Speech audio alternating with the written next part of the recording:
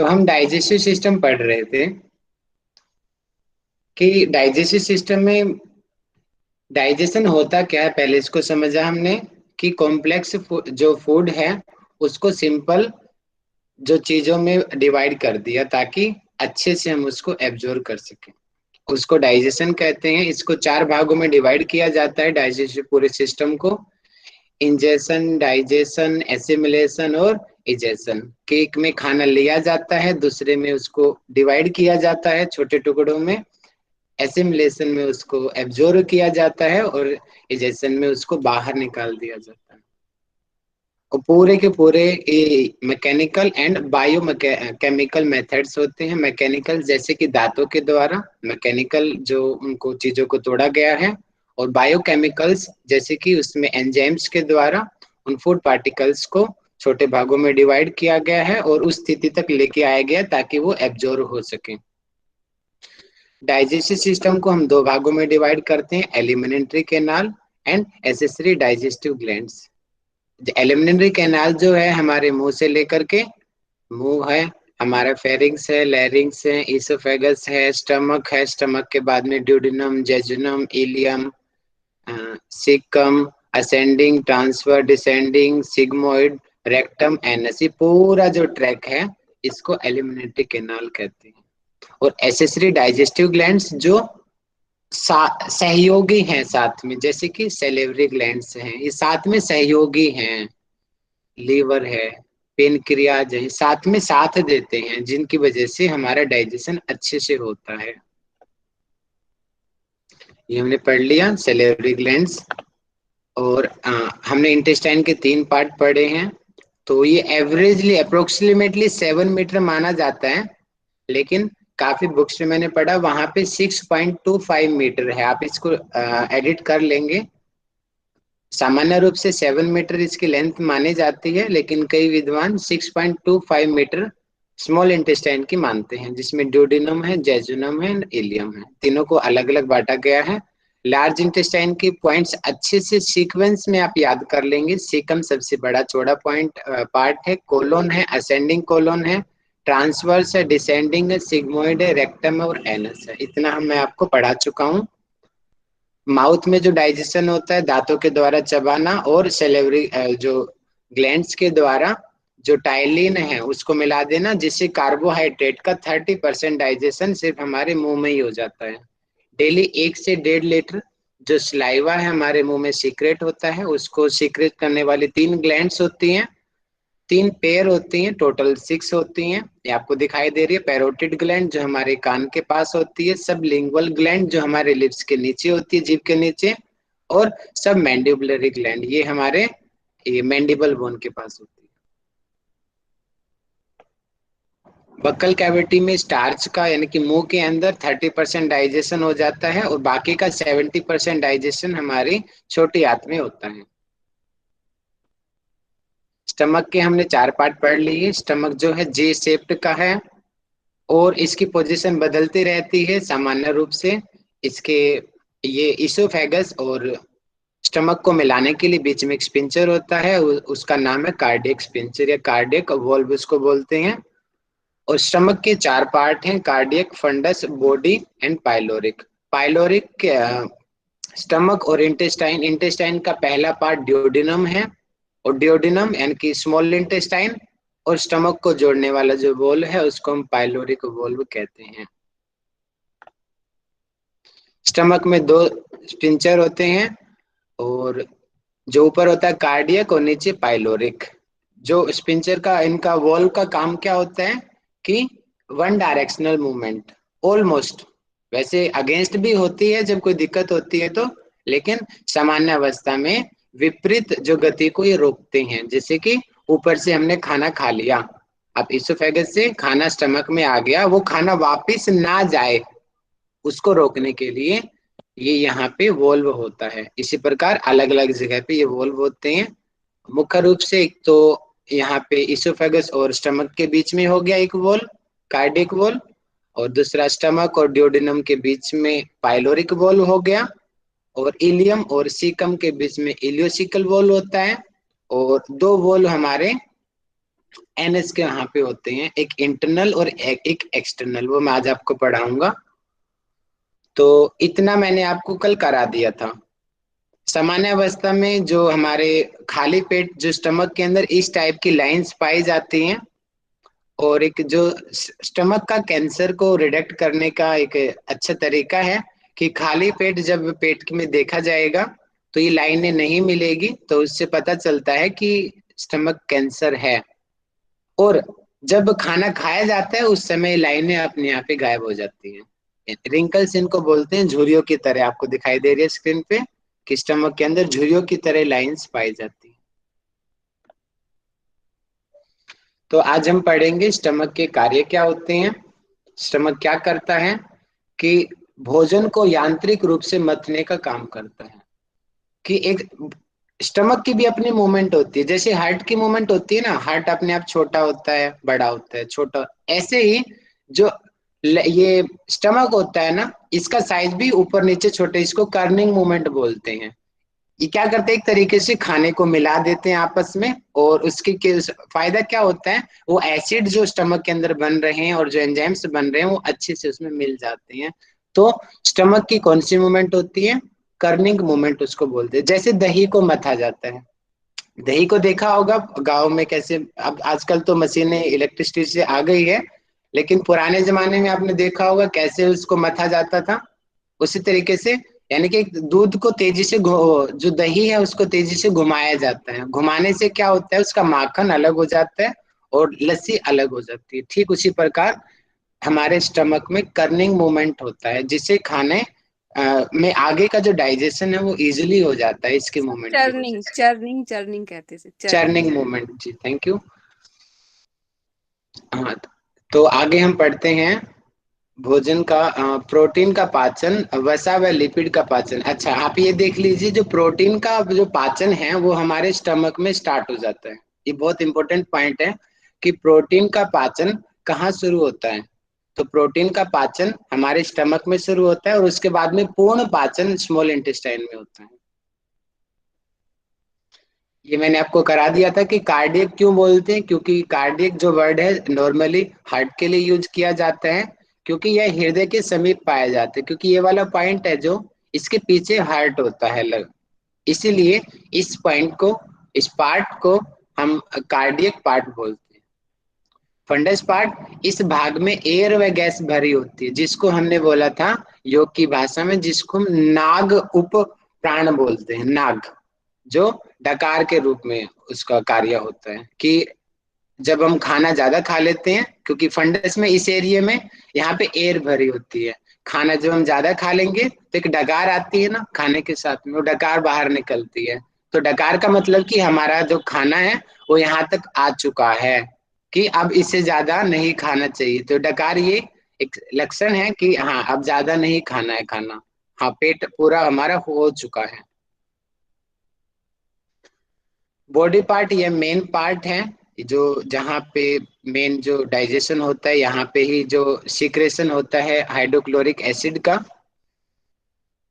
और पाइलोरिक जो है ये इसका अंतिम पार्ट है, क्योंकि ये देखो बॉडी यहाँ तक हो गया, इस कलर में दिखाया हुआ है, ये जो पाइलोरिक है ये अंतिम पार्ट हो गया स्टमक का। इसके बाद में पाइलोरिक वॉल्व और उसके बाद में ड्यूडेनम आएगा। तो स्टमक का अंतिम पार्ट कौन सा होता है, पाइलोरिक होता है। सर पाइलोरिक वाल्व होता है ना, उससे रिलेटेड एक बात बता, जब हम धोती क्रिया करते हैं ना, धोती खाते हैं, तो जी उसका एक टाइम पीरियड होता है कि हाँ 10 मिनट के अंदर आपने खाया निकाल लेना, क्योंकि उसके बाद ना वो पायलोरिक वाल्व से जैसे पार होता है ना वो फंस जाता है।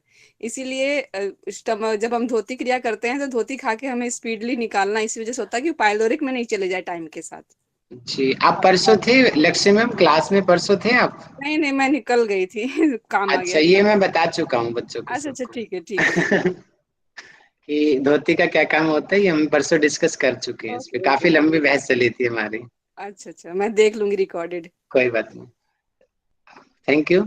तो आगे हम चलते हैं कि पाइलोरिक पार्टी हमने पढ़ लिया कि ड्यूडेनम में, क्योंकि हमारा पेपर सीक्वेंस बेस्ड होते हैं, क्योंकि इसके बाद क्या आते हैं हमेशा, जो भी क्वेश्चन यही होते हैं कि ड्यूडेनम के बाद क्या आएगा, ड्यूडेनम से पहले क्या आएगा, पायरोक के पाइलोरिक के बाद क्या आएगा, ये सीक्वेंस बेस्ड हमारे एग्जाम में हमेशा क्वेश्चन आते हैं, इसीलिए मैं सबसे ज्यादा इन्हीं पे फोकस कर रहा हूँ। प्लीज अपना माइक बंद कर लीजिए, किसी का खुला हुआ है। सामान्य रूप से अमाशय में भोजन 4 से 5 घंटे तक संग्रहित रहता है, लेकिन ये फिक्स नहीं है, कई बार पहले भी निकल जाता है। तो सामान्य रूप से अभी भी आपने देखा होगा, हम योग में बोलते हैं कि 3-4 घंटे बाद। सामान्य रूप से 3 घंटे होता है, 3-4 घंटे, यहाँ पे 4-5 लिख दिया है। बोलते हैं ना कि 3-4 घंटे बाद एक्सरसाइज करो। सर वो क्यों टाइप्स पर करो? डिपेंड करता है कि आपने सलाद जैसा खाया है हाँ तो हैवी हैवी खाना खाया या लाइट, उससे जी, हिसाब से करते हैं। हाँ, यानी कि सामान्य रूप से 3 से 4 घंटे होते हैं। अगर आप भारी खाना खाओगे तो वो पेट में ज्यादा देर तक पड़ा रहेगा, इसीलिए बोलते हैं कि सामान्य रूप से कि 3 घंटे बाद में, खाने के बाद में एक्सरसाइज करनी चाहिए। अगर 4-5 हो जाए तो और भी ज्यादा अच्छा है।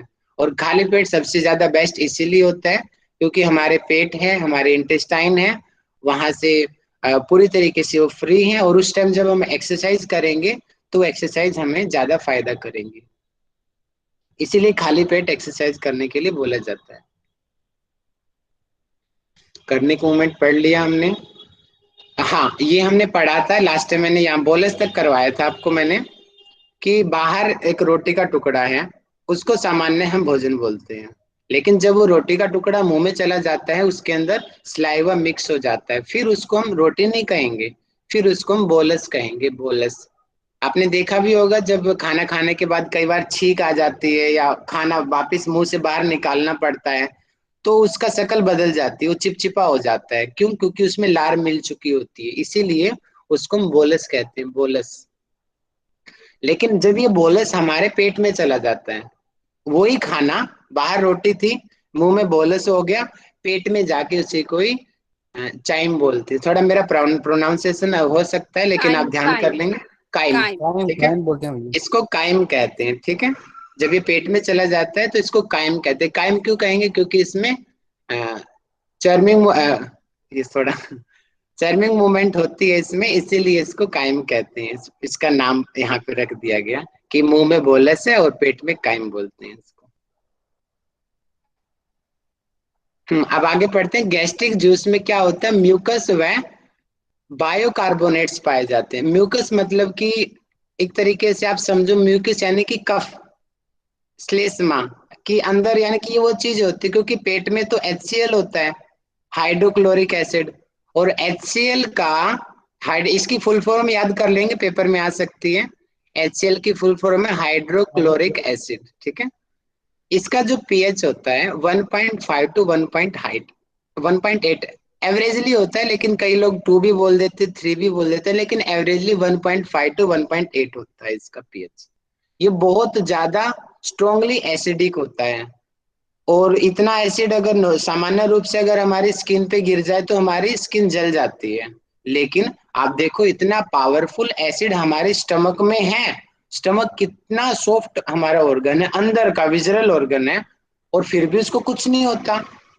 ये जो म्यूकस है, श्लेष्मा की परत होती है, ये उसको प्रोटेक्ट करती है अंदर से, जिससे इतना स्ट्रॉन्ग एसिड भी हमारे जो HCl है, ये हमारे स्टमक की जो इंटरनल जो लेयर है उसको नहीं जलाता।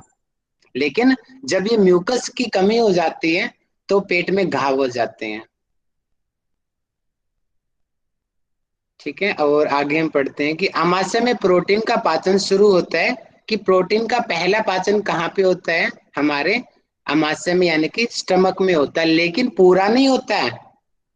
पूर्ण पाचन इंटेस्टाइन में होता है, जो हमारी छोटी आंत होती है, पूर्ण पाचन वहां पे होता है, लेकिन स्टार्ट स्टमक में हो जाता है। ये भी बहुत इंपॉर्टेंट क्वेश्चन बनता है, नोट कर लेंगे अच्छे से इसको। प्रोटीन अमाशय में इसका पाचन, डाइजेशन स्टार्ट हो जाता है। अब कैसे और क्यों होता है उसको पढ़ते हैं। कि स्टमक में पेप्सिन एंड रेनिन, ये जो एंजाइम्स पाए जाते हैं, पेप्सिन एंड रेनिन, ये दोनों के दोनों प्रोटीन एंजाइम कहते हैं। बहुत इंपॉर्टेंट है कि प्रोटीन एंजाइम कौन से होते हैं? पेप्सिन एंड रेनिन, ये दो प्रोटीन एंजाइम्स हमारे स्टमक में पाए जाते हैं। अब रेनिन जो है बच्चों में ही पाया जाता है, कि रेनिन जो है, और इसका काम क्या होता है? दूध को फाड़ना। रेनिन नवजात शिशुओं में ही पाया जाता है, बच्चों में दूध को पचाता है, कि जैसे कि छोटे बच्चे हैं, अब वो खाना तो खा नहीं सकते, वो माँ के दूध के ऊपर ही उनकी जिंदगी पूरी डिपेंड है, जब तक उनके दांत नहीं आ जाते, जब तक वो खाना नहीं शुरू कर देते। तो नेचुरली उनके अंदर रेनिन बनता है और वो उस दूध को पचाता है जो बच्चे खाते हैं। लेकिन सामान्य रूप से ये थोड़ा मतभेद रहता है अलग अलग विद्वानों का, लेकिन ज्यादातर जो साइंटिस्ट लोग बोलते हैं कि बड़ी आयु में रेनिन नहीं बनता। लेकिन बहुत सारे मैंने विद्वानों को सुना है, वो बोलते हैं कि जो बचपन से कंटिन्यू जो दूध पीता आ रहा है, ब्रेकअप नहीं किया है, उसकी स्टमक की सेल्स को आदत है रेनिन बनाने की। लेकिन जिनकी आदत छूट चुकी है उनको रेनिन बड़े होके नहीं बनता। और इसीलिए जो कई बार जो जो लोग होते हैं उनको दूध से, ज्यादातर देखा होगा, उनको दूध पचता नहीं है कई लोगों को।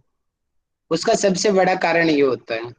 लेकिन जो जैसे कि बचपन में, जैसे कि मैं हरियाणा से हूँ, यहाँ पे तो नॉर्मली है दूध घी, तो यहाँ के लोगों को पता ही नहीं है, क्योंकि उनको तो कुछ भी खिला लो, क्योंकि उनको आदत ही पड़ी हुई है। लेकिन एकदम से वो चीज बिल्कुल ही शहरी लोगों को खिला दो, उनको दस्त लग जाएंगे, क्योंकि उनके स्टमक को आदत ही नहीं है उस चीज को पचाने की। अब हाइड्रोक्लोरिक एसिड बनता कहाँ पे है? कि हमारे स्टमक में ऑक्जेंटिक सेल्स होते हैं हमारे पेट के अंदर, यानी कि सेल्स का नाम पूछा जा सकता है कि, और जिसको हम पेराइटल सेल्स भी कहते हैं, कि ऑक्जेंटिक सेल्स होती हैं और इसको पेराइटल सेल्स भी कहते हैं। ये HCl को रिलीज करती हैं। और हमने उसमें भी पढ़ा था, सेल में भी पढ़ा था, कि सेल में जो हमारा स्मूथ एंडोप्लाज्मिक रेटिकुलम होता है, वहां से HCl बनता है। इसका मतलब पेराइटल सेल्स की जो स्मूथ एंडोप्लाज्मिक रेटिकुलम है, वो HCl को रिलीज करती है, सीक्रेट करती है। अब HCl का काम क्या होता है? क्योंकि ये इतना स्ट्रॉन्ग एसिड है, इसका pH 1.5 टू 1.8 होता है, स्ट्रॉन्गली एसिडिक मीडियम का होता है ये। क्यों? क्योंकि कई बार जब हम खाना खाते हैं, खाने के साथ में कई बैक्टीरिया भी चले जाते हैं, क्योंकि हम कई बार ऐसे गलत समय में खा लेते हैं जानबूझ के, कई बार पता भी नहीं चलता हम क्या क्या चीज खा रहे हैं, खाने में गलती से कोई चीज आ गई है। तो क्योंकि इतना स्ट्रॉन्गली एसिडिक है ये HCl, तो ये उन बैक्टीरिया को मार देता है। जो गलती से भी खाए गए हैं वे अपने आप ही हमारे पेट में मर जाते हैं। अगर ये नहीं मरे पेट में बैक्टीरिया, तो अंदर जाके इन्फेक्शन कर देंगे, और भी, या डाइजेशन में ठीक तरीके से प्रॉब्लम प्रॉब्लम करेंगे, या हमारे और ऑर्गन को नुकसान पहुंचा सकते हैं। तो ऐसा नहीं होता। इसीलिए गवर्नमेंट, हमारे नेचर ने नेचुरली हमारे पेट के अंदर HCl बनता है, जिसकी वजह से बैक्टीरिया पेट में ही नष्ट हो जाते हैं, और जो खाना जो हम खाते हैं वो एसिडिक मीडियम का हो जाता है।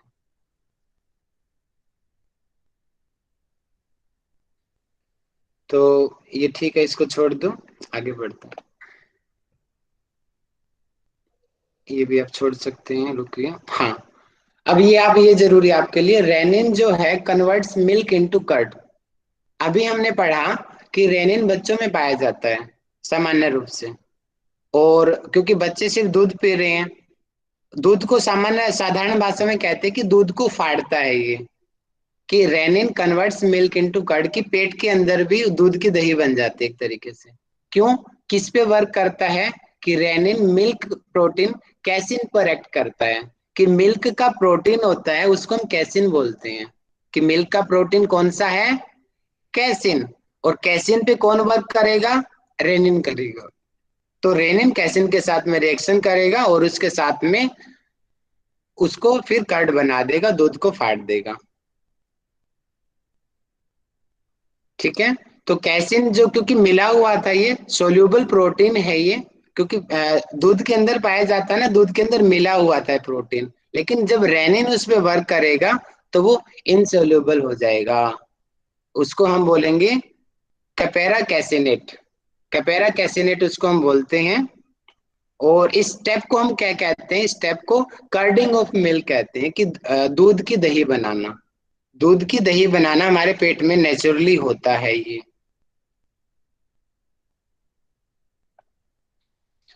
अब हम वापस आते हैं स्ट्रक्चर वाले क्वेश्चन पे जो हमारे एग्जाम में आते हैं। तो आज हम फेरिंग्स को पढ़ते हैं, इसको हिंदी में ग्रसनिक बोलते हैं। और हमारे मुंह में दो पैलेट होते हैं, एक हार्ड पैलेट, एक सॉफ्ट पैलेट।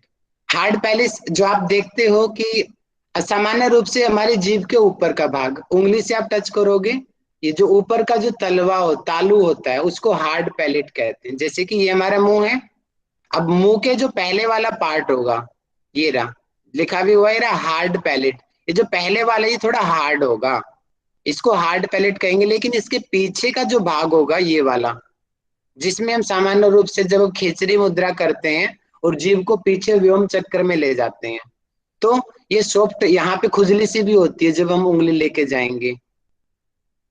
और जो व्योम चक्र वाला जो डाउट है आपका, यहाँ से आप क्लियर कर लेना। सामान्य रूप से ये वाला जो पार्ट जहाँ पे मैं डॉट घुमा रहा हूँ, ये वाला पार्ट, इसको हम नेजोफेरिंक्स कहते हैं। यहाँ से इसको हम जो योग की भाषा में व्योम चक्र जो शब्द यूज होता है, जहां से खेचरी मुद्रा द्वारा उसका पान किया जाता है सोमरस का, इस वाले पार्ट को बोलते हैं व्योम चक्र। अब इसके सीक्वेंस याद कर लेंगे। जो फेरिंग्स है वो तीन भागों में डिवाइड होता है। पहला पार्ट इसको बोलते हैं नेजोफेरिंग्स, नेजोफेरिंग्स। दूसरा ओरोफेरिंग्स, और तीसरा लैरिंगोफेरिंग्स। कि नासा ग्रसनी, मुख ग्रसनी, और ये कंठ आएगा, ये आधा नया होगा, कंठ ग्रसनी। देखो ये रहा, देखो ये नाक हो गई हमारी, नेजल कैविटी होगी, इसको भी नहीं पढ़ेंगे, हम रेस्पिरेटरी में पढ़ेंगे। अभी हम यहाँ से पढ़ते हैं। अब ये देखो, ये जो येलो कलर का आपको दिखाई दे रहा है, ये देखो एरो करके दिखाया हुआ नेजोफेरिंग्स दिख रहा है ना, यानी कि ऊपर वाला जो पार्ट है येलो वाला दिखा हुआ है, इसको हम नेजोफेरिंग्स बोलते हैं, कि नासा ग्रसनी। और जिसको हम जो इसके नीचे वाला पॉइंट है, जो हमारे ठीक माउथ के जस्ट बैक साइड होता है, इसको हम बोलते हैं ओरोफेरिंग्स। ओरोफेरिंग्स अर्थात मुख ग्रसनी। और जो मुंह के नीचे यहाँ पे हम क्या करते हैं, जब हम कुंजल क्रिया करते हैं, यहाँ पे उंगली ले जाते हैं ना हम अंदर की तरफ, इसको हम बोलते हैं लैरिंगोफेरिंग्स। लैरिंगोफेरिंग्स बोलते हैं ना, अंदर जाके छोटी जीभ होगी, उसको टच किया जाता है यहाँ पे, कि यहाँ से कुंजल क्रिया में हम ले जाते हैं और यहाँ से इसको हल्का हल्का टच किया जाता है। टच करने से क्या होता है, फिर सेंसेशन होती है। और जब सेंसेशन होएगी तो जो कार्डियक वॉल्व है वो खुल जाएगा और पेट का पानी अपने आप ही बाहर आ जाएगा। ये इसकी मैकेनिज्म है कि यहाँ पे, क्योंकि हमारी जो इसोफेगस है उसमें दो प्रकार की मसल होती है। एक होती है कि वॉलेंट्री, और दूसरी होती है इनवॉलेंट्री।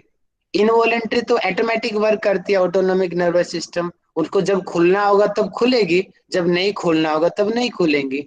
लेकिन जो वॉलेंट्री है, जब जैसे हम कुंजल क्रिया कर रहे हैं, हम अपनी इच्छा से कर रहे हैं ना, अपनी इच्छा से जब हम मुंह में उंगली लेके गए, फिर अपने आप ही पानी बाहर आ जाता है, वहां पे वो वॉलेंट्री मसल्स पार्टिसिपेट करती है, और जिसकी वजह से वो वोल्व खुलता है और पेट का पानी, जो जितने भी पेट में चीज है वो बाहर की तरफ आ जाती है।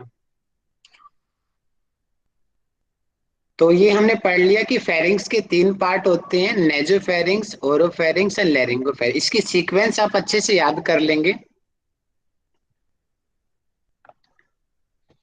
अब हम लैरिंग्स को पढ़ते हैं। इसको हिंदी में हम बोलते हैं स्वर यंत्र, स्वर यंत्र, स्वर यंत्र, ठीक है। अब यहाँ पे आप दो चीज समझना। पहले तो आप ये कंसेप्ट क्लियर करो कि आगे की तरफ होता है हमारी श्वास नली, और पीछे की तरफ होती है इसोफेगस। ये आपको दिखाई दे रहा है, मैं गाइड करता हूँ रुको।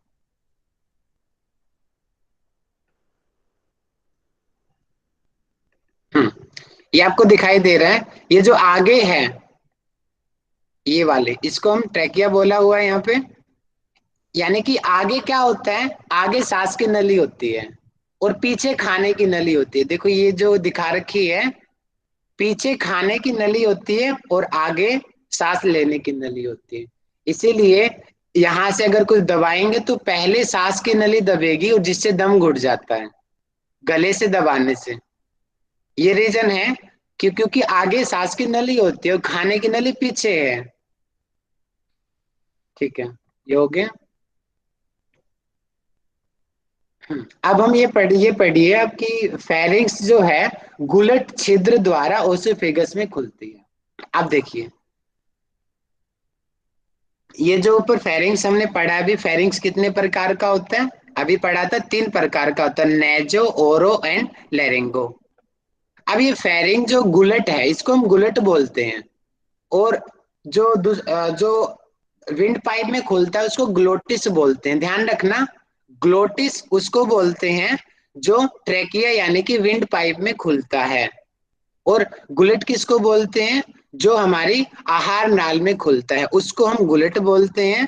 और जो ग्लोटिस है, जो विंड पाइप में खुलता है, उसको हम ग्लोटिस कहते हैं। ग्लोटिस जो विंड पाइप में खुलता है, प्रवेश करते हैं। और ग्लोटिस के ऊपर ही इपीग्लोटिस होता है। इपी यानी कि इपी वर्ड हम ऊपर के लिए यूज करते हैं।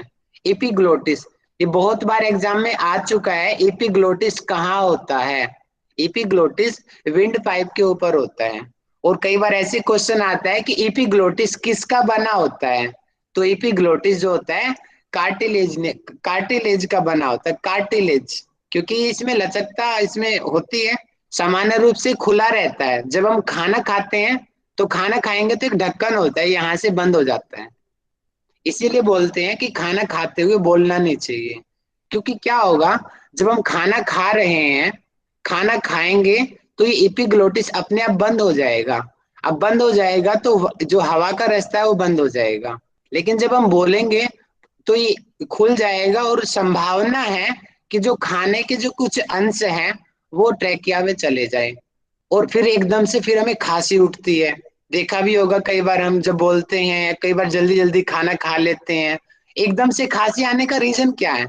या तो वो खाना बीच में अटक गया कहीं पे, या उसका कुछ अंश इस तरफ एपिग्लोटिस के नीचे आ गया, जिसकी वजह से खांसी आती है। और खांसी के जरिए वो चीज बाहर निकलती है हमारी ट्रेकिया से। अगर वो अंदर रह गया तो बहुत प्रॉब्लम कर सकती है। इसीलिए खाना खाते हुए बात नहीं करना चाहिए, बोलना नहीं चाहिए, या जल्दी जल्दी खाना नहीं खाना चाहिए।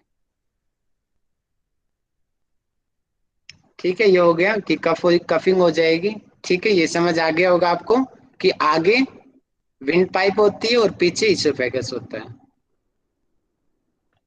आगे हम पढ़ते हैं। अब हम इसोफेगस पढ़ते हैं। इसोफेगस समझ रहे हो कौन किसको बोला गया है? आहार नाल को इसोफेगस, ये रहा। ये जो नली है, वो आगे वाली जो ट्रेकिया है वो रिस्पिरेटरी सिस्टम में आएगी, उसको हम वहां पे पढ़ेंगे। अभी हम डाइजेस्टिव सिस्टम पढ़ रहे हैं, तो हम सीधा अब इसके बाद में इसोफेगस को हम पढ़ेंगे।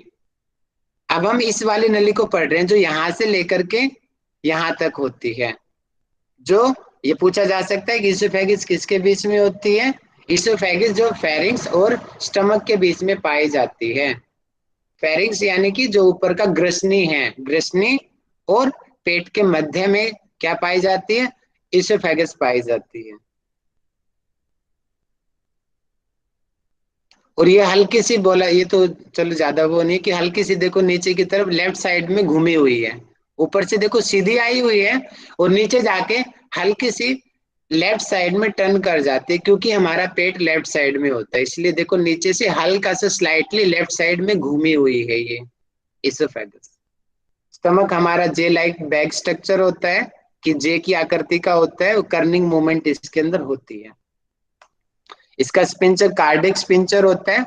और इसकी लेंथ 25 सेंटीमीटर, यानी कि ये जो लेंथ है यहां से लेकर के यहां तक कि इसोफेगस की जो लेंथ है वो 25 सेंटीमीटर की होती है।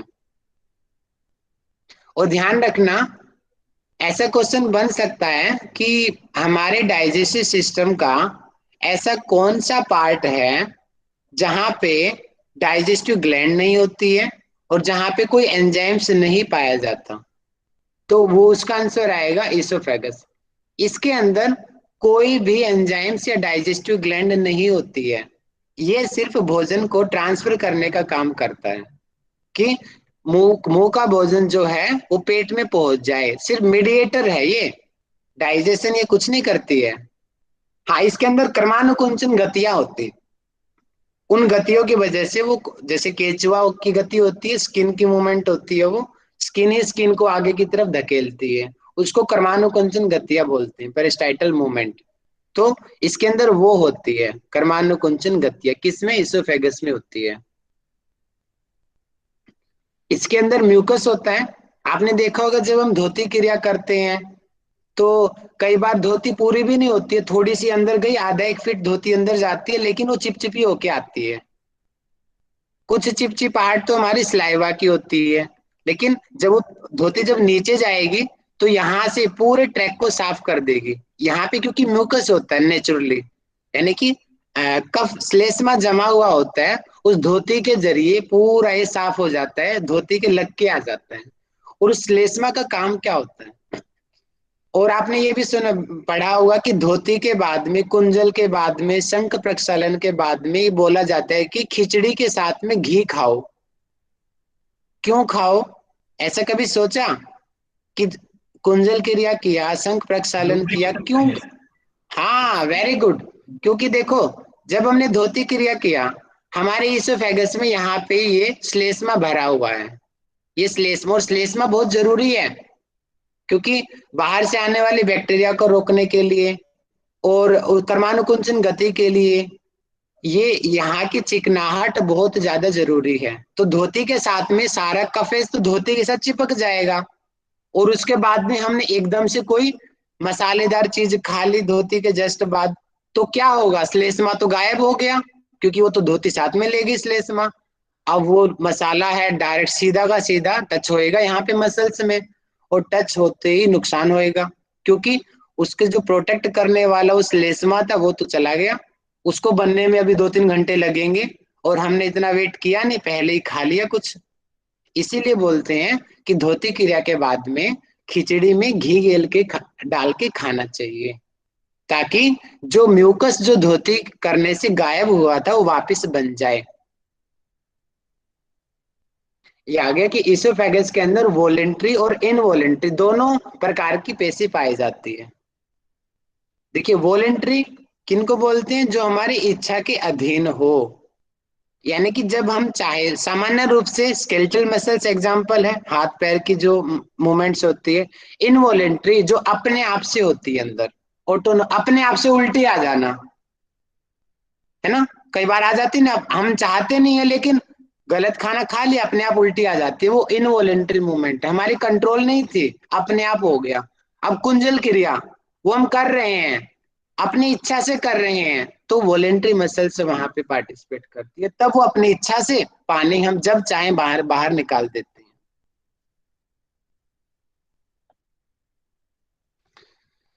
समय है हमारे पास, है अभी, ठीक है।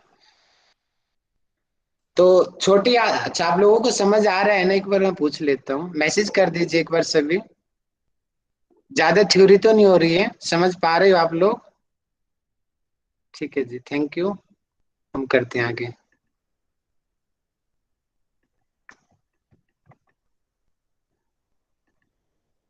अब हम पढ़ते हैं छोटी हाथ। छोटी हाथ के जो लेंथ एवरेजली 7 मीटर हम बोलते हैं, लेकिन हम बोला था मैंने अभी कि 6.25 मीटर ज्यादातर लोगों का मानना है कि जो छोटी हाथ की जो लेंथ होती है 6.25 मीटर की होती है। अब ये 6.25 होती कैसे है, ये हम अलग अलग पार्ट्स में अब पढ़ेंगे। देखिए, 3 पार्ट होते हैं यहाँ पे स्ट्रक्चर में। देखिए, ये ऊपर सबसे इसोफेगस है, ये स्टमक आ गया। स्टमक का ये वाला पॉइंट कौन सा है, पाइलोरिक। अब यहाँ पे पाइलोरिक वॉल्व होता है। अब ये जो ग्रीन कलर में दिखाया हुआ है, ग्रीन कलर का स्ट्रक्चर, ये स्ट्रक्चर है, इसको हम बोलते हैं ड्यूडिनम। ड्यूडिनम, हिंदी में इसको पक्वास्य बोलते हैं, पक्वास्य। और आयुर्वेद में साफ साफ बोलते हैं कि भोजन का जो पाचन होता है वो पक्वास्य में ही होता है। इसको पित्त का स्थान बोलते हैं, ड्यूडिनम को। अब देखिए यहाँ पे ये येलो कलर की दिखाई दे रही है आपको, यानी कि ग्रीन से जब येलो हो गई, ये पिंक कलर तो लार्ज इंटेस्टाइन है, इसको मत देखिए पिंक को, इसके पीछे ग्रीन और येलो को देखिए। यानी कि जो ये यहाँ पे येलो से इस पार्ट को हम बोलेंगे जेजुनम, इसको हम जेजुनम बोलते हैं। और इसकी लेंथ, ड्यूडिनम की लेंथ होती है 25 सेंटीमीटर या 0.25 मीटर, और जेजुनम की लेंथ होती है 2.5 मीटर की, 2.5 मीटर। यानी कि ये जो, यानी कि यहाँ से स्टमक से लेकर के इस पार्ट तक ये हो गई 25 सेंटीमीटर की, और यहाँ से लेकर के यहाँ तक ये रहा, यानी कि 3-4 सर्कल घूमी हुई है, इसको हम जेजुनम कहते हैं। इसकी जो लंबाई होती है 2.5 मीटर होती है। और इसके बाद में ये आपको नीचे दिखाई दे रही होगी डार्क कलर में, और ये स्टमक के सीकम वाले पार्ट से जो जुड़ी हुई है, इसको हम बोलते हैं इलियम। और ये सबसे शेषात, हिंदी में हाँ शेषात बोलते हैं, ठीक है, हिंदी में शेषात इसको कहते हैं, या पश्च अंतिम आंत कह सकते हैं। छोटी इसका अंतिम भाग है ये छोटी आंत का, और इसकी लेंथ होती है 3.5 मीटर।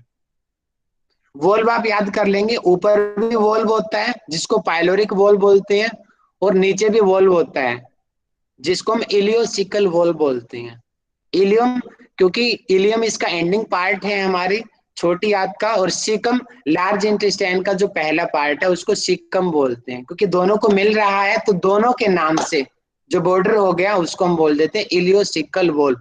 ये कई बार पेपर में पूछा जा चुका है, इलियोसिकल वोल्व कहाँ पर होता है, या इलियम के एंडिंग पॉइंट कौन सा पॉइंट है जो हमारे बड़ी आंत को और छोटी आंत को मिलाता है, वो इलियोसिकल वोल्व उसको हम बोलते हैं। ये थोड़ा सा मैं चलो करवा देता हूँ आपको, ये हल्का सा आप हल्का सा पढ़ लीजिए, इतना डीप हमारे पेपर में आता नहीं है, लेकिन आपकी नॉलेज के लिए बहुत अच्छा रहेगा ये। इसको हम विलाई बोलते हैं, विलाई। ये हमारे पेट में होती है। अब सामान्य रूप से मैं आपको एक एग्जांपल देना चाहूंगा डायग्राम बना करके, ठीक है।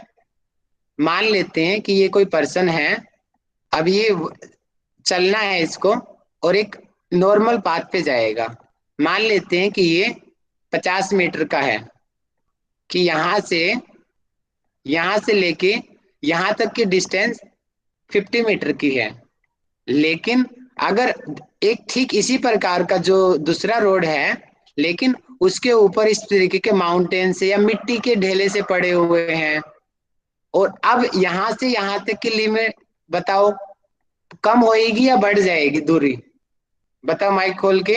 अब यहाँ से लेके यहाँ तक की दूरी कम हो जाएगी या बढ़ जाएगी, बढ़ जाएगी। बढ़ जाएगी, क्योंकि इसको ऊपर जाना पड़ेगा, फिर नीचे जाना पड़ेगा, ऊपर जाना पड़ेगा, नीचे जाना पड़ेगा, इस प्रकार की वही दूरी जो यहाँ से पहले 50 मीटर की थी, अब यहाँ पे क्या पता है लगभग 100 मीटर की हो गई।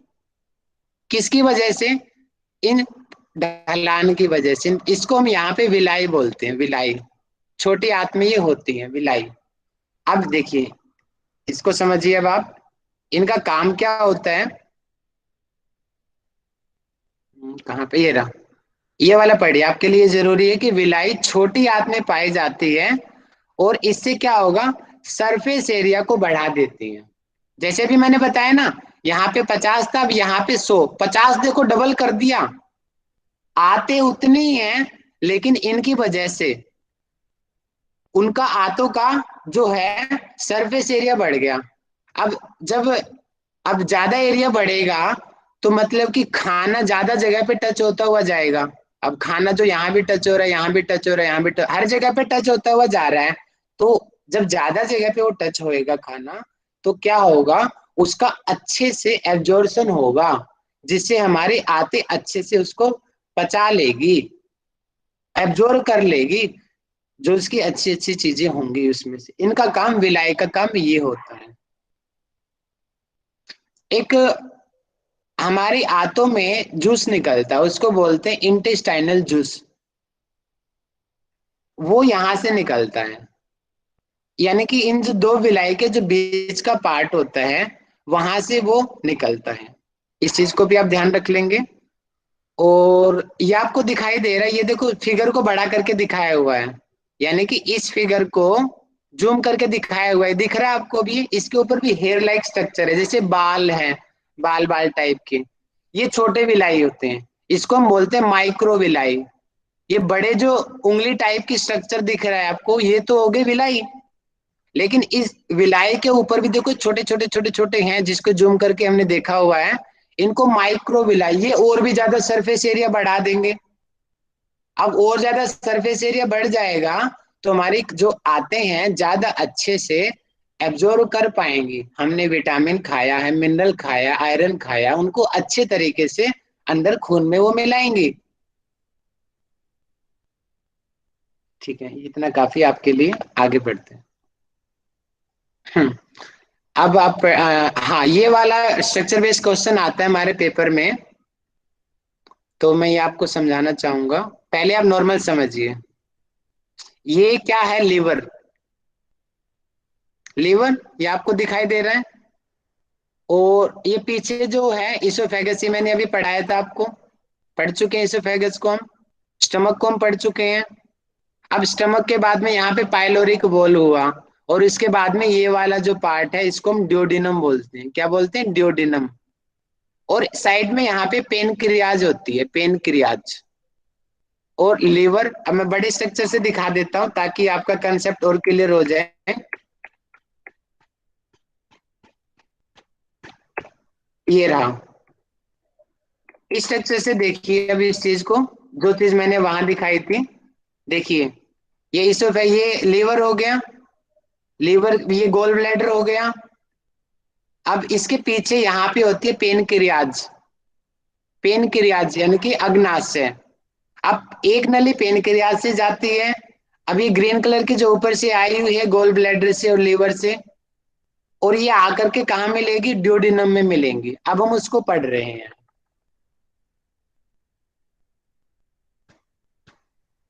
ये रहा, समझ पा रहे हो मैं कहां से पढ़ा रहा हूं? कंफ्यूज मत होना। ये उसको जूम कर दिया गया है उस डायग्राम को। हमारे पेपर में क्वेश्चन क्या आएगा? क्वेश्चन ये आएगा, एक तो सामान्य रूप से कि पित्त रस कहाँ स्टोर होता है, गोल ब्लैडर में। पथरी कहाँ बनती है? सामान्य रूप से गोल ब्लैडर में बनती है और किडनी में बनती है।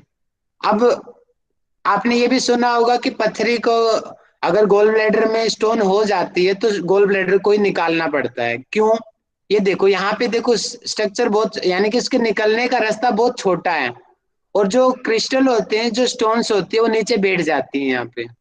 मान लेते हैं कि गुच्छा सा बन गया है यहाँ पे स्टोन का।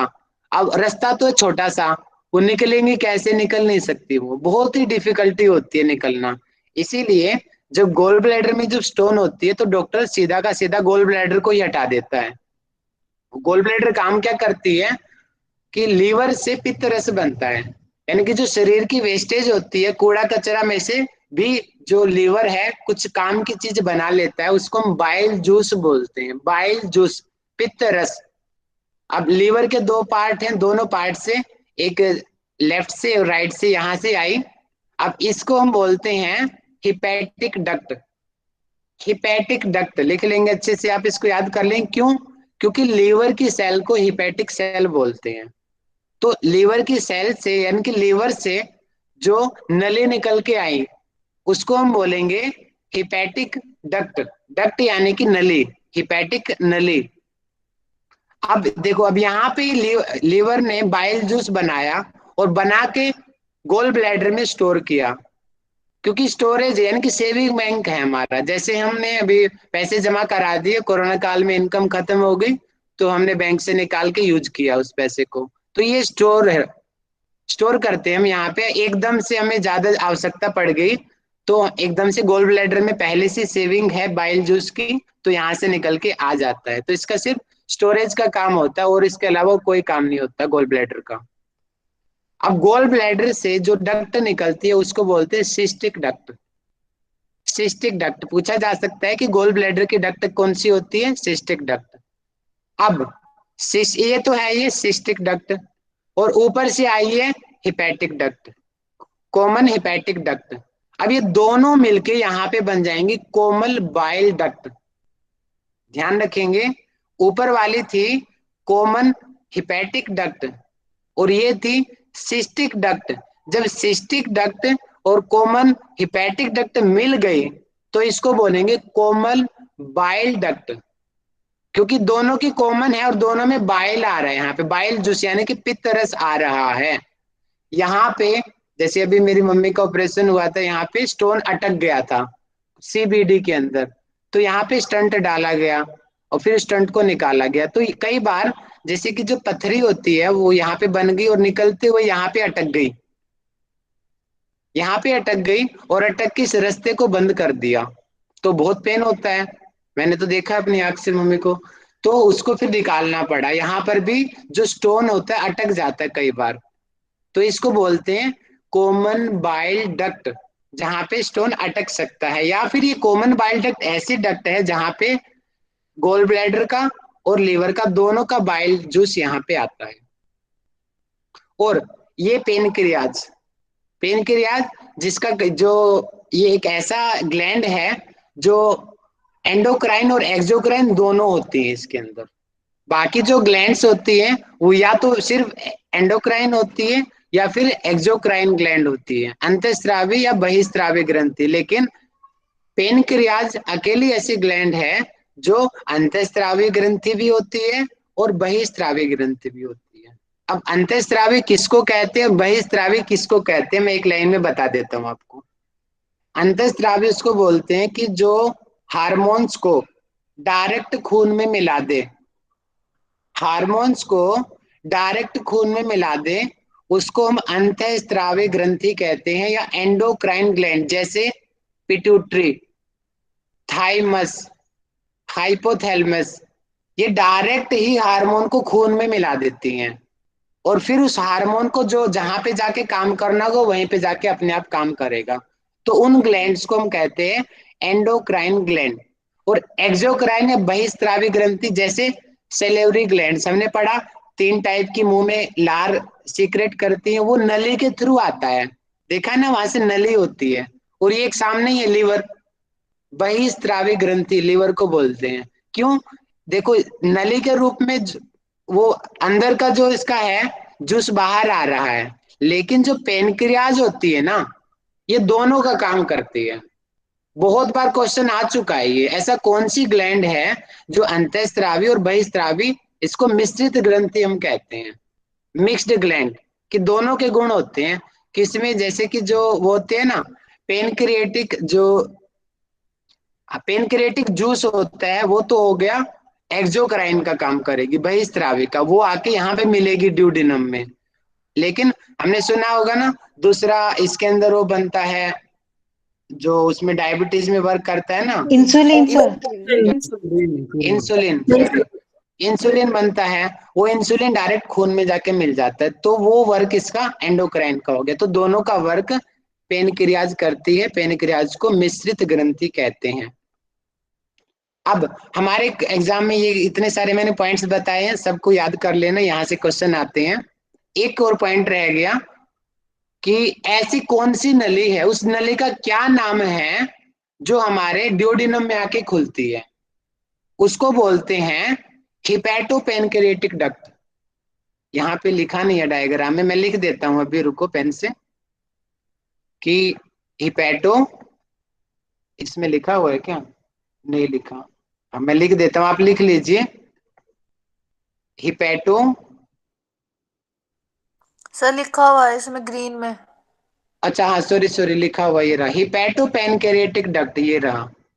अब यहां से मैं बता देता हूँ हिपैटो क्यों बोला, क्योंकि लीवर की सेल में हिपैटिक सेल होती है, इसलिए इस वजह से इसका नाम हिपैटो रख दिया, क्योंकि आधा जो रस है ऊपर से यहाँ पे आ रहा है। और पेनक्रिएटिक, यहां तक की जो डक्ट है वो तो पेनक्रिएटिक डक्ट है, सिर्फ यहाँ तक की। लेकिन जहां पे अब ये दोनों मिल गए, यहाँ पे आके देखो, ऊपर से लीवर वाली नस भी मिल गई, डक्ट भी मिल गई, और यहाँ की, अब ये जो पार्ट है इसको हम बोलते हैं हिपैटोपेनक्रिएटिक डक्ट। बहुत यहाँ से क्वेश्चन कई बार बनते हैं, हिपैटोपेनक्रिएटिक डक्ट इसको बोलते हैं कि दोनों मिल जाते हैं यहाँ पे। अब एक और क्वेश्चन बनता है कि यहाँ पे एक वोल्व होता है, वोल्व, जैसे कि हमने पढ़ा ना ऊपर पाइलोरिक वोल्व होता है, नीचे इलियोसिकल वोल्व होता है, ऐसे यहाँ पर वोल्व यानी कि जो रोकने का काम करे, जितना आवश्यकता है उतना बाहर जाएगा, बाकी वो अपने आप बंद हो जाएगा, इसको बोलते हैं स्पिंचर ऑफ उडाई। लिखा होना चाहिए यहाँ पे, ये रहा स्पिंचर ऑफ उडाई। इस वोल्व को बोलते हैं जो हमारे ड्यूडिनम और हिपैटोपेनक्रिएटिक डक्ट के बीच में होता है, इसको स्पिंचर ऑफ उडाई बोलते हैं। इतना आपके लिए काफी है, इससे आगे मत पढ़ो, इतना बहुत है। हाँ, ये भी पढ़ सकते हो कि सी के कार का और यू के कार का दिखाई देता है कौन सा? डियोडिनम। देखो डियोडिनम, ये देखो नॉर्मली सी या यू बोल देते हैं। देखो सी की आकृति बन रही है ना डियोडिनम से, इसलिए कि सी की आकार या यू का कार का होता है। और जो पेनक्रियाज को यू का कार बोला जाता है सामान्य रूप से, कि ये यू के कार में होती है। ठीक है, आगे बढ़ते हैं, टाइम है हमारे पास। और टाइम तो हो गया, मैं कल पढ़ाऊंगा, अब ज्यादा हो जाएगा नहीं तो फिर जल्दबाजी में ठीक नहीं है। इतना आपको समझ आया होगा, मैं ज्यादा घुस गया अंदर बताते बताते। कोई नहीं, आपके कंसेप्ट क्लियर हुए होंगे, मैसेज करके बताइए समझ आया आप लोगों को। हाँ मयंक जी बोलिए।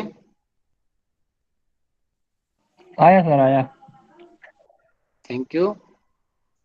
कोई किसी का डाउट हो तो बता दीजिए। मैंने बहुत बेसिक बताया है, ज्यादा अंदर नहीं गया बताने में, लेकिन जितना बताया यहाँ से क्वेश्चन आते हैं। भैया पथरी क्यों होती है? हैं? पथरी नहीं पता आपको? स्टोन। स्टोन क्यों पता है? होती है? स्टोन, नहीं स्टोन पता स्टोन है को मगर वो कैसे होता है, वो किस वजह से? देखिए, हमारे जो होते हैं ना बाइल के अंदर, बाइल जूस जो बनता है, उसके अंदर क्या वो बनते हैं, उसका नाम जैसे कि वो क्या नाम है उसका, कोलेस्ट्रॉल। कोलेस्ट्रॉल क्या होता है? क्रिस्टल लाइक स्ट्रक्चर होते हैं। जब जैसे कि जो उसका स्ट्रक्चर देखा ना आपने अभी, गोल ब्लैडर का गुब्बारे की टाइप का था ना ऐसे स्ट्रक्चर। अब वो जी। बार बार वो चीज आ रही है, और उसमें क्रिस्टल लाइक वो स्ट्रक्चर होते हैं। हम एक्सरसाइज नहीं कर रहे हैं, पेट की मूवमेंट हम नहीं कर रहे हैं, तो क्या होगा आने वाले टाइम में? वो जो क्रिस्टल है वो नीचे बैठने लग जाते हैं गोल ब्लैडर में। अब बैठते बैठते वो एक से इतना था, इतना इतना इतना करके चिपक चिपक बड़े हो जाते हैं वो। तो इस प्रकार ये स्टोन बनता है ये। सर उन्हें और किडनी का कार्बोनेट। काम भी होता है, किडनी भी स्टोन को निकालती है। किडनी में भी इसी प्रकार यही होता है कि ठीक से हम एक्सरसाइज करते नहीं है, और फिर क्या होगा, वो थोड़ा थोड़ा करके बैठने लग जाते हैं, और बैठ बैठ के फिर वो बड़ा हो जाता है, उसको वो स्टोन होता है। वो carbonate okay sulphate thank you. होती है हाँ, स्टोन। और भी कई चीजें होती हैं, इतनी कई चीजें कैल्शियम होती हैं। कैल्शियम से ज्यादा होता है। जैसे राहुल जी, जो चूना होता है ना, जैसे घोलो तो नीचे बैठ जाता है, तो जो कैल्शियम की गोलियां ज्यादा खाते हैं, या फिर जैसे अमरूद का बीज हो गया या टमाटर का बीज होगा, इसकी ना लेयरिंग होती चली जाती है एक के ऊपर हम्म। एक। तो पानी कम पीने से ये फिल्टर्ड नहीं होती है, और छन्ने की तरह ना ये छनती चली जाती है, और एक पर एक लेयर बैठता चला जाता है। तो इसको इंग्लिश में भी कैलकुलस कहते हैं। तो हाँ, अधिकतर कई चीजों का कैल्शियम। मेल होता है जिसकी वजह से ये हाँ होती है। हाँ जी, कई ये चीजों का वही कमल वही। जी समझ पाए आप? ये पानी में भी होता है नॉर्मली, जी जी और थैंक इंडिया यू। में तो 70% कॉमन है, ये पानी से ही हो जाएगा, ऐसा है फिर है ना, कैल्शियम कम लेना चाहिए क्या फिर? ना। नहीं, कैल्शियम लेना चाहिए, पर ना कैल्शियम को लेने का एक तरीका होता है। क्योंकि अभी कल ही मैं एक बंदे से मिली, उसका पैर टूटा हुआ था, मतलब एक्सीडेंट हो गया था, पुलिस में था। और उसने बोला कि मुझे कैल्शियम दिया गया। तो मैंने कहा सर आपको तो पक्का पथरी हुआ होगा। बोलता जी अभी 1 महीना पहले ही मैंने गॉल ब्लैडर निकलवा कर हटा हूँ। तो ना गलत तरीके से खाने से कैल्शियम, जो कि चूना होता है ना लिटरली, तो वो बैठता रहता है एक तरह से एक के ऊपर एक। तो बस उसका तरीका होना चाहिए कि हमें कैसे खाना है, कितने इंटरवल पे खाना है, और उसके साथ हमें कितना पानी पीना है। तो वो चीज अगर आप नियम से करें तो वो ठीक रहता है, ना करें तो दिक्कत हो जाती है। ठीक है जी, हाँ जी थैंक यू। मोस्ट वेलकम जी। विभा जी कुछ पूछना चाह रही हैं हाँ आप? जी।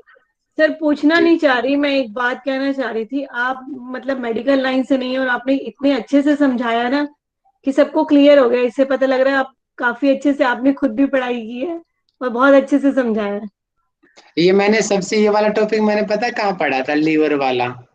उस दिन वैसे तो मैंने नॉर्मली, मैं आपको क्लियर बता देता हूँ, मैं कोई साइंस बैकग्राउंड से नहीं हूँ। ये 1 साल के अंदर मैंने पढ़ा है। थोड़ा सा हमारे जो यूनिवर्सिटी के टीचर जयसिंह सर का थोड़ी भूमिका रही है मुझे मोटिवेट करने के लिए, लेकिन जो ओवरऑल जो ज्यादा मैंने नॉलेज ली है यूट्यूब से ली है। ठीक सोशल है। मीडिया को हम अच्छा भी यूज कर सकते हैं, और देख लो मैं आपके सामने हूँ, ये हाँ सारा जी, सोशल मैं मीडिया की यही ही। कह रही हूँ कि आपके मतलब जो बिल्कुल फंडे थे ना, बिल्कुल क्लियर हैं।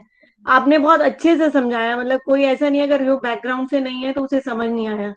मैं मेडिकल स्टूडेंट रही हूँ, मैं डॉक्टर हूँ, आयुर्वेदिक डॉक्टर, लेकिन मैं देख रही हूँ कि आप बहुत अच्छे से पढ़ा रहे हैं। इसलिए मैं आपकी प्रशंसा करना चाहूंगी। Thank you so much. और ये वाला टॉपिक तो मैंने कहाँ सबसे ज्यादा गौर किया था जब राहुल जी के लिए मम्मी अभी। तालियां होनी चाहिए इसमें। थैंक यू जी, थैंक यू।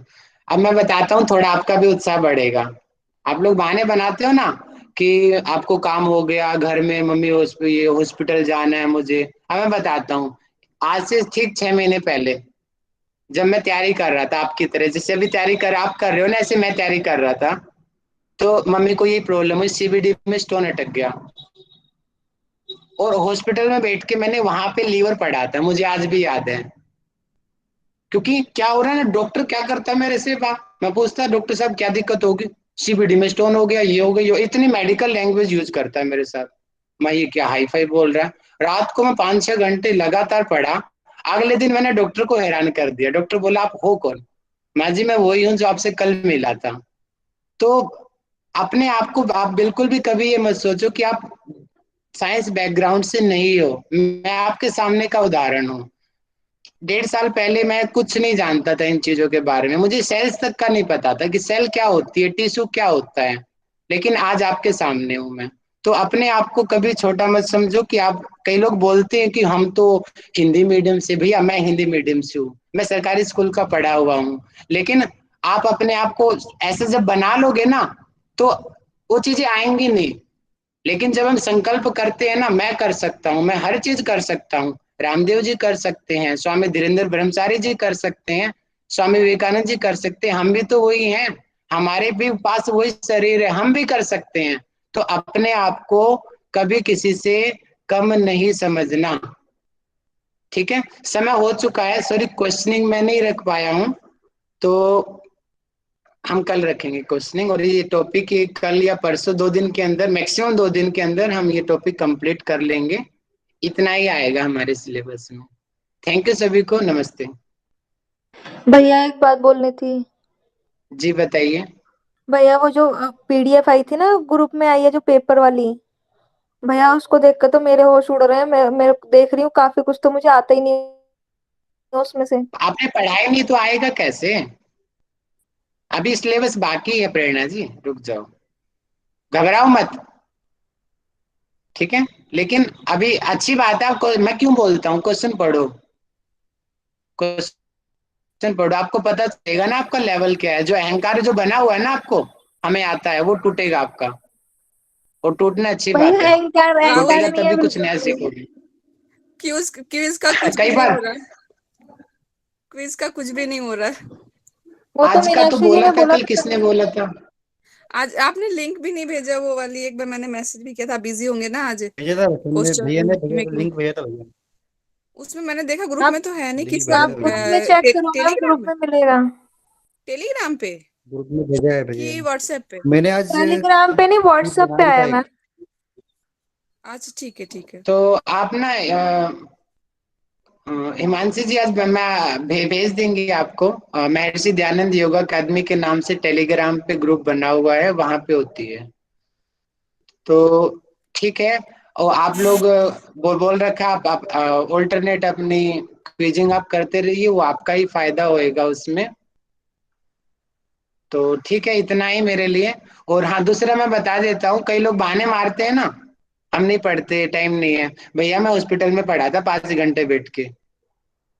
ये बहाने मारने बंद कर दो, आपके पास टाइम नहीं है पढ़ने का, ये नहीं है। बहाने बंद करो, 2 महीने रह गए हैं, वो आप देखो आप कैसे टाइम निकालोगे। ठीक है, आप लोगों की सिरदर्दी है, कई लोग शिकायत करते हैं मेरे पास टाइम नहीं है। बहाने बनाने बंद करो। सक्सेसफुल जो पर्सन होता है ना, उसके पास सिर्फ एक बहाना होता है, मुझे करना है, मुझे करना है, सिर्फ करना है। और जो फेलियर लोग होते हैं ना, वो बहाने बनाते हैं दुनिया भर के। तो आप बहाने बना रहे हो, समझ लो फेलियर हो। ठीक है, इतना ही, थैंक यू, नमस्ते सभी को।